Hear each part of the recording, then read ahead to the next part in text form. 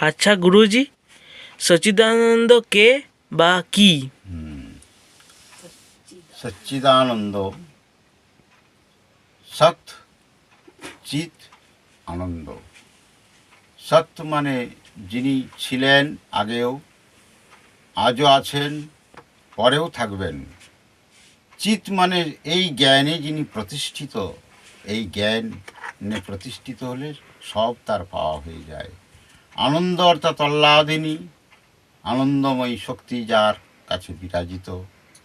আহ্লাদিনী এই কৃষ্ণ রাধা একসাথে, শিব দুর্গা একসাথে, এবং আনন্দময় পূর্ণ তিনিই হলেন সচ্চিদানন্দ।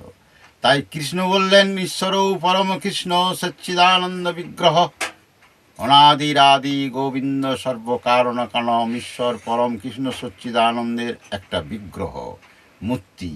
আর শিব